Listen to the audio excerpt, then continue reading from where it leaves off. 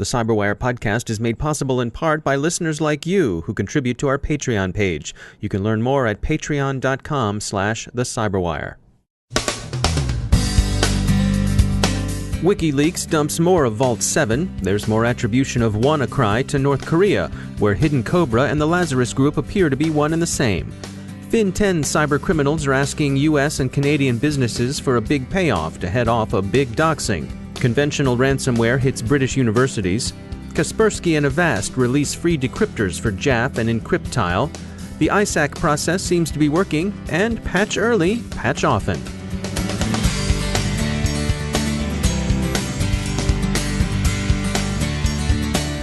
Now I'd like to tell you about some research from our sponsor Cylance. You've heard a lot lately here and elsewhere about WannaCry, the sloppy but dangerous ransomware campaign that became a pandemic. Our sponsor, Cylance, has a few things to say about it you may not have heard elsewhere. WannaCry spread as a worm, and a nasty, surprising one, so a lot of legacy defenses didn't stop it. But Cylance says its AI did. In fact, if you'd had Cylance's artificially intelligent software running on your systems, you'd have been proof against WannaCry infestations.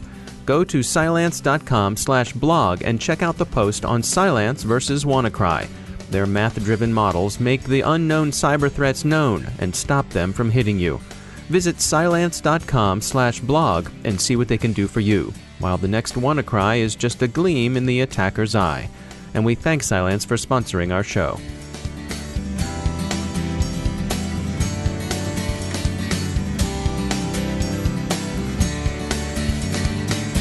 Major funding for the CyberWire podcast is provided by Cylance. I'm Dave Bittner in Baltimore with your CyberWire summary for Friday, June 16, 2017. It's been a week of patching news. If there were any patch skeptics out there, if they've been paying attention, they ought to have a moment of clarity. Not only did Microsoft take the unusual step of reaching back into the grave of beyond end-of-life Windows software to fix the ghosts of operating systems past, but WikiLeaks is back too. Julian Assange's persistent gadflies yesterday released another tranche of files from their Vault7, which they claim consists of leaked CIA hacking tools. The documents in this round concentrate on exploits affecting at least 25 home router models, including devices from Linksys and D-Link. That number could be considerably higher, observers are saying. With relatively minor modifications, the implant could be used against upwards of 100 models. The principal implant described in the leaks, it's called Cherry Blossom, is said to have been used since 2007. Updated routers are probably not susceptible to this particular form of exploitation, which ought to provide yet another reason to patch these usually ignored and all too easily overlooked devices. We know it's tough, and we're certainly not going to cast the first stone with respect to home Wi-Fi devices. Still, good hygiene might as well start at home. Consider putting a bright 10-year-old in charge if you've got one of those knocking around the house. The Washington Post reports that the NSA is attributing the WannaCry ransomware campaign with moderate confidence to North Korean espionage services. Much of that confidence derives, of course, from the sort of circumstantial evidence long cited by Symantec, Kaspersky, Dell SecureWorks, and others. Telefonica's 11 Paths Security Research Unit is among those pointing to countervailing circumstantial evidence, some of it linguistic clues and metadata, but consensus is moving swiftly toward DPRK attribution. In the alert U.S. CERT issued earlier this week, for example, the FBI and the Department of Homeland Security explicitly identified the Hidden Cobra threat actor with the Lazarus Group, which of course is widely held to be a DPRK security service. So why the wild sloppiness and direct conventional criminality so many discern in Hidden Cobra and the Lazarus Group? A long piece in Wired, citing conversations with FireEye analysts and others, suggests that from Pyongyang's point of view, there's more rationality here than might appear under Western eyes. North Korea is an international pariah and knows it. It's subject to heavy sanctions, and these bite deeply into its economy. It has powerful enemies, and even its nominal friends really don't care for it very much. So the DPRK will grasp at whatever asymmetrical advantage it can. It will also look for ways to grab much-needed money, and if bank robbery will do it, then bank robbery will do, as the Bangladesh Bank and the New York Federal Reserve learned firsthand. As far as the indiscriminate opportunism of attacks in cyberspace, well, if you've got little to lose, Why not? Extortion in both its familiar forms, embarrassing doxing and ransomware, surfaced again this week. FireEye has described a group, FIN10, which is seeking to extort Bitcoin from North American businesses. They're demanding, it seems, between 100 and 500 Bitcoin in payment, which equates at current rates to between $247,000 and $1,237,000 US dollars. So this isn't lowball extortion. The threat is doxing and disruption. FIN10 will put sensitive corporate data up on Pastebin if they've not paid within 10 days. After the 10-day deadline expires, documents will be posted every 72 hours. Once all the documents are out, and if they still haven't been paid, the crooks threaten that, quote, your computer network will be taken down in a large-scale attack, end quote. The criminals pose as known Serbian or Russian cyber gangs, using the names Angels of Truth, Tesla Team, and Anonymous Threat Agent, but FireEye thinks that's probably misdirection. Their English is too good, their Russian too poor to carry off the imposture, and their familiarity with Canadian and American targets suggest a lot of local knowledge. More conventional ransomware has disrupted at least 2 British universities this week, University College London and Ulster University. The institutions are in the process of recovery. There's some good news this week, too. First, on the ransomware front, 2 security firms have released recovery tools. Kasperky has released a free decryptor for Jaff ransomware, and Avast has done the same for EncrypTile. So bravo Kasperky and bravo Avast. There's also some good news in the midst of the very bad news about the crash override industrial control system malware that's been identified in the 2016 Ukrainian grid hack. The silver lining here is that the ISAC process seems to be working. We spoke with representatives of the DNG ISAC and the American Gas Association this morning, and they told us that while the threat to their sector is as great as the threat to the electrical power distribution system, they were pleased with how quickly their members responded to the quiet warnings Dragos sounded to them last Friday. Their guards up and mitigations are in place. So bravo, Dragos. Time to take a moment to tell you about our sponsor, Recorded Future, the real-time threat intelligence company. Recorded Future's patented technology continuously analyzes the entire web to give cybersecurity analysts unmatched insight into emerging threats. We read their dailies here at the Cyberwire, and you can too. Sign up for Recorded Future's Cyber Daily email to get the top trending technical indicators crossing the web. Cyber news, targeted industries, threat actors, exploited vulnerabilities, malware, suspicious IP addresses, and more. Subscribe today and stay ahead of the cyber attacks. They watch the web so you have time to think and make the best decisions possible for your enterprise's security.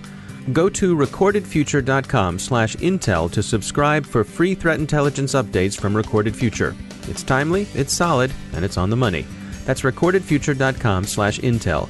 And we thank Recorded Future for sponsoring our show.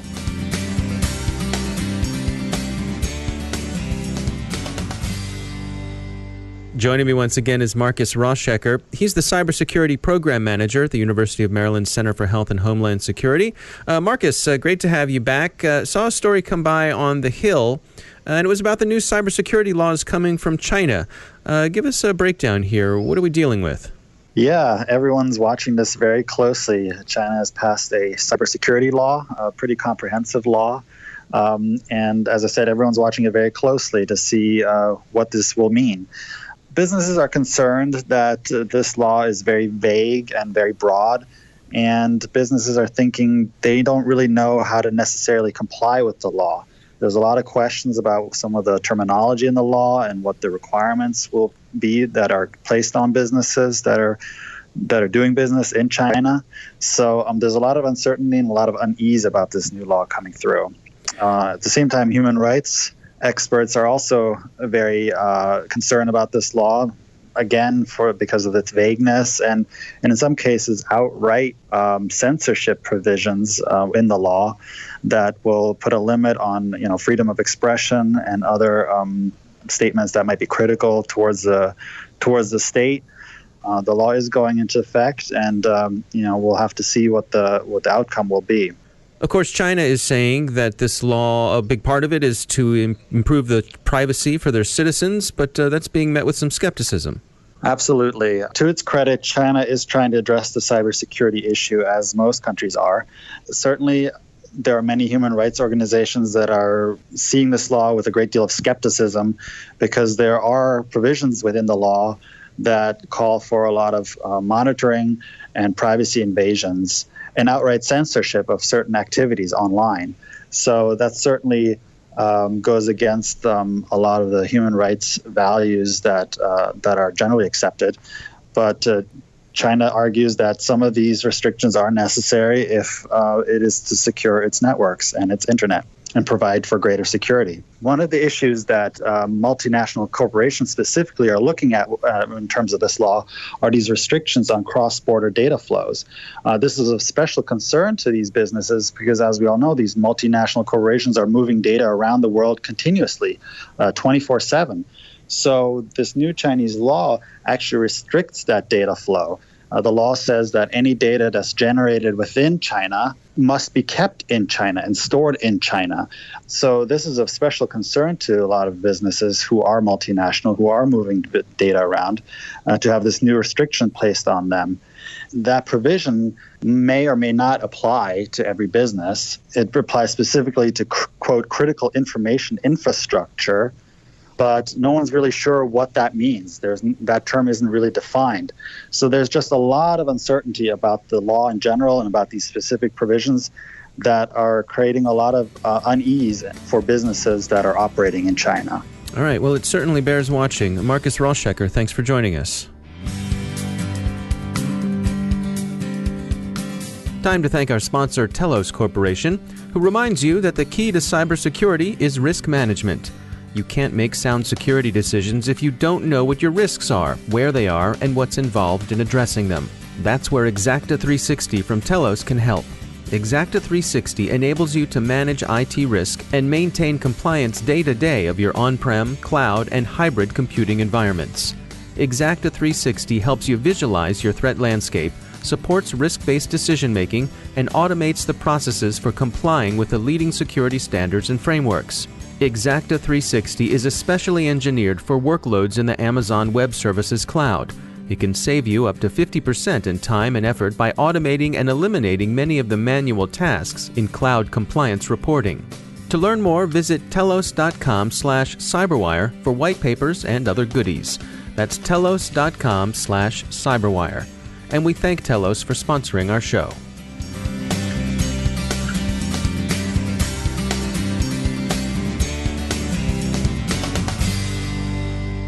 My guest today is Jocelyn Aqua. She's a partner with PwC, focusing on emerging technology and data protection laws. Prior to that, she spent several years in senior positions at the U.S. Department of Justice. She joins us today to discuss the results of a PwC survey, a revolutionary partnership, how artificial intelligence is pushing man and machine closer together.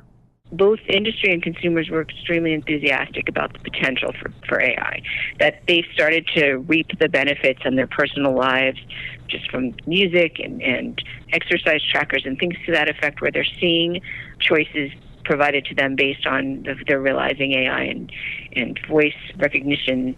They see that the potential for medical breakthroughs and other life-changing technology advancements are going to happen within the next few decades, and they see how exciting it is. That said, they also, one important part, which I thought was interesting, is the top issue, privacy and cybersecurity. They thought that would be resolved immensely by AI. Cyber and privacy are both significant concerns. But one of the things that I found a little disconcerting is that 87% of the folks surveyed thought privacy was a major concern of using AI. And so the reason why I got looped in is because I am a privacy lawyer by trade, and now I'm a consultant to industry who are looking at trying to strategically think about these emerging tech issues and build privacy in. And so it's clear that in the cyber side, we are using AI to do a lot of beneficial things now, scanning for vulnerabilities and seeking patterns for attribution and ensuring that systems are being monitored, and that's only going to get better and only more successful, and we're going to improve our cybersecurity. But at the same time, I think there is a significant concern about what the other side of AI is, whether AI is going to be used to hack into systems, to inject malware, to dupe other AI. And the longer and more complex that the systems are, how can humans be intervening and observing what's going on? My most important takeaway was the fact that there is a lot of room for considerations of the trustworthiness of AI and the privacy and the ethics that come with that. Do you think that 87% number reflects the reality of the situation? In other words, does that align with what we see on the technical side as what would be a reasonable concern when it comes to privacy in AI? I do. I think that, every day there's another data breach, there's another hack. There's so much information about the benefits of AI. One of the things I thought was very comforting is that while this is such a concern, what people want to do with their data is really be able to share it. A significant portion of the respondents also said that they recognize that their data could be used for medical breakthroughs to improve the lives of others. But they want to make sure that it's going to be secure, that it's not used in the back end to discriminate against them, that they want to be able to share data in a protected way, and they want AI to be used this way. And so the concern is on multiple factors. It's multiple issues. So I think that what my goal would be is to work with companies and work with our teams in-house here to really start thinking about all of the privacy and trust issues that come with building these new products and the new technology, and what to do to resolve that now while we're starting out, and build that into the systems and build that into the academic world that's thinking about these issues.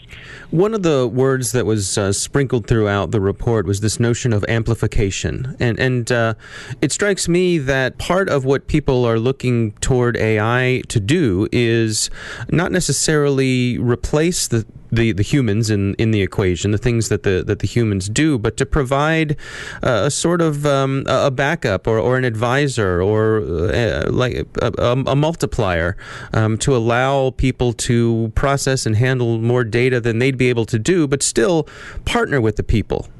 Yeah, that's true. And I think it's being used, and a lot of tools are being developed to prevent computers from being hacked, to make sure that there's no insider threat type of issue where people are accessing things that they shouldn't. AI is really going to solve a lot of our cybersecurity problems. That said, there is the human part of it that still needs to happen because of the intuition, because be able to look at everything and really know what's going on in a system, and then being able to make a real assessment. In fact, if you think about it, in terms of making these decisions, it doesn't benefit humanity if there's a decision by AI that just gives you the answer, but not how they arose to the answer. So if they can point out where in a population is most likely to get certain type of cancer, but can't get you to the understanding of where they came up with that using all of the additional technology that's being inputted into the AI and the data, it doesn't solve all of the problems that humanity needs. And so having that conversation between human and AI is essential. And it's not the underlying problem now. We're not at that stage yet. But to not think through these issues now, that when you're using it to amplify, at one point we suspect, and we see from the investment in driverless cars and all of these areas of autonomous AI, that this is something that we need to think about now while we're building our systems, while we're advising strategically on how to build in privacy and trust and ethics, is for all of that. That's Jocelyn Aqua from PwC. The report, A Revolutionary Partnership, How AI is Pushing Man and Machine Closer Together, can be found on the PwC website.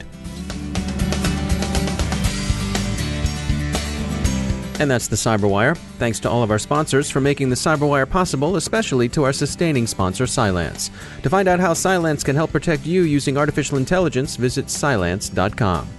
Don't forget to check us out on Patreon. It's patreon.com/thecyberwire, where you can find out how you can support the Cyberwire and all of the things we do.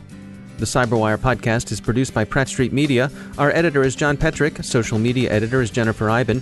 Technical editor is Chris Russell. Executive editor is Peter Kilpie. And I'm Dave Bittner. Thanks for listening. Have a great weekend, everybody. We'll see you back here on Monday.